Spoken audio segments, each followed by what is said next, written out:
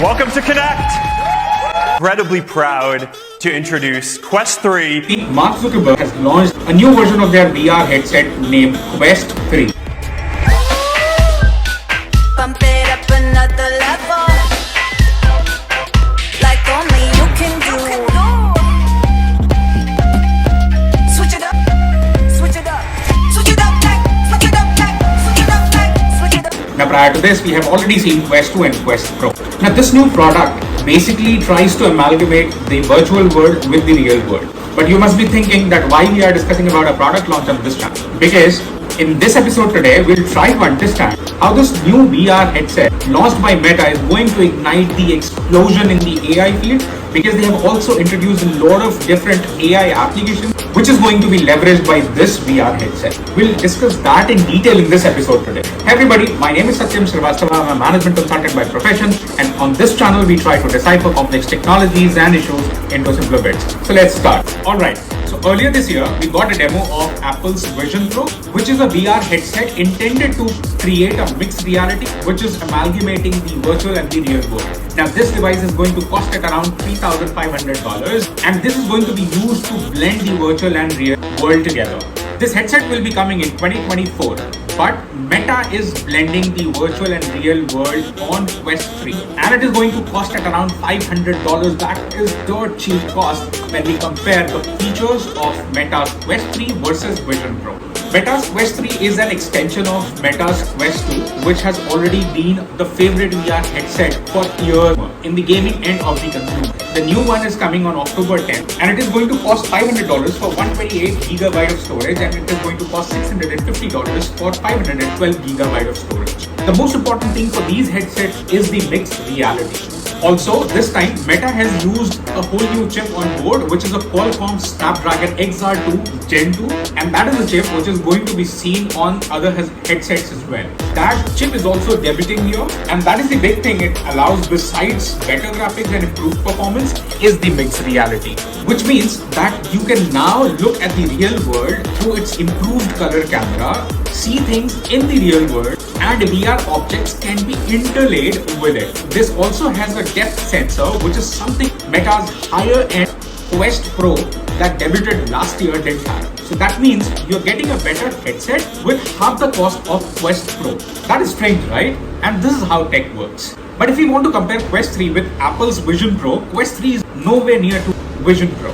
Then again, Vision Pro is going to cost you at around $3,500, and Quest 3 is just costing you at $500, which is $3,000 gap. So in terms, if we look at the price variation at $500, this is going to be a very promising product by Meta.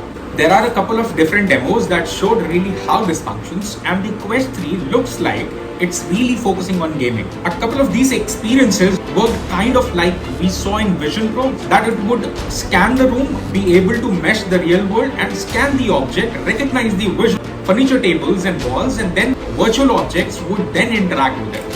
First experience, which is an intro experience of Quest 3, showed how you can shoot things and run around furnitures, and things would pop out of the walls and the walls would shatter. It is cool, isn't it? The camera quality is much better even in Quest Pro, and it is much better than Quest 2. And the Quest 3 defaults on showing the outer world as its first experience, and then you can jump into pure VR as well if you want. Meta is promising about 100 apps to start. A lot of the stuff right now looks like games, and special effects are going to spread out of the walls. I think for fitness it is going to be really interesting. If you could do workout and still see regular world around you, that could be a lot of fun and actually pretty useful.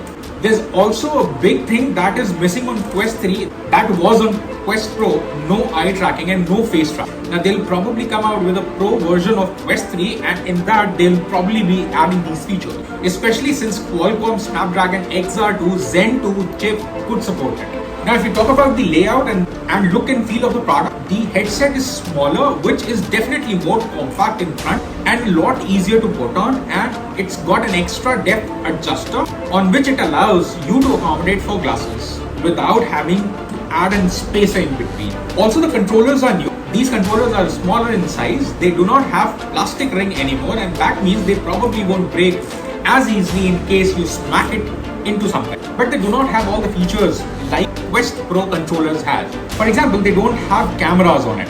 So that means they are not self-trackable. But you can eventually pay as per your convenience in order to upgrade those controllers. There are also things like an optional charge dock with Quest 3, which is something that the Quest 2 did not have.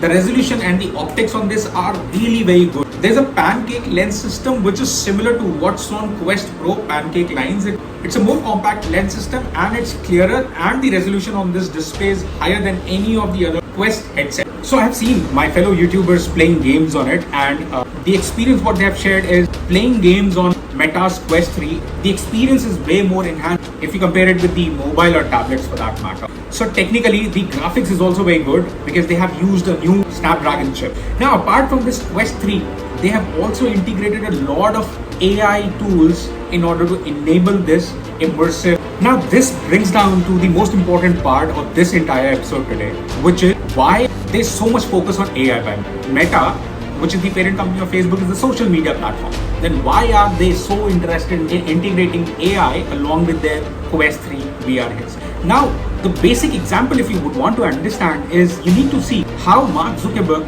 tried to underline all the AI initiatives what they are taking in order to support the AI ecosystem. We are building a platform for creating AIs that can help you get things done or just have fun. You know, the way this is going to work is people are going to be able to interact with these AIs across the whole meta universe of products.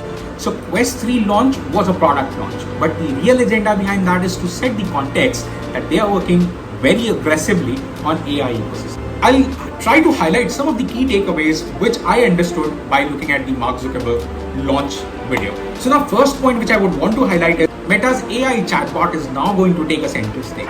First up, we got Meta AI. Meta AI is your basic assistant, right? That you can talk to like a person.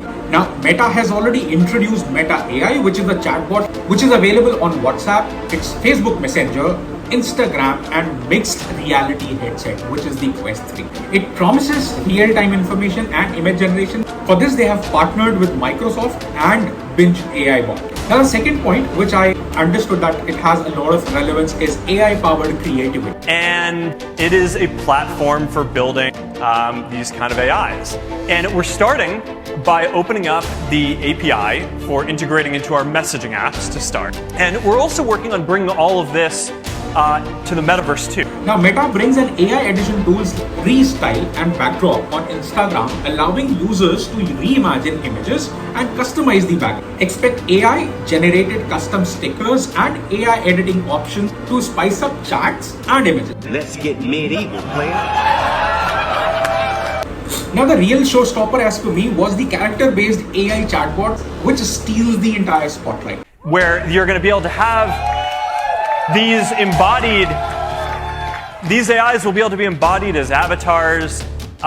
You'll be able to make them as NPCs in the different games and experiences that you build and all of the different Horizon worlds. And I think that that's going to be really neat. Now, as I was talking about the AI ecosystem which Meta is trying to integrate and build so that they can create a stronger foothold in this entire industry, I'll give you another example which strongly dictates this point. Now Meta this time has introduced AI Studio empowering the creator. So this time, if you listen to this, which Mark Zuckerberg said during the launch event of Quest 3, you'll probably understand why I'm saying that. So we've been creating something that we call AI Studio, and it is a platform for building these kind of AIs.